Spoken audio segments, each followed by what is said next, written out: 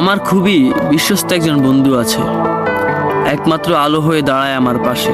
সে কখনো অন্যদের মতো বড় বড় কথা বলে না, চুপচাপ থাকে নিজের অস্তিত্ব দিয়ে। ভালোবাসা বুঝায়, হাজারটা ভুল হলেও সে ছেড়ে যায় না, অভিমান হলেও দূরে সরে যায় না।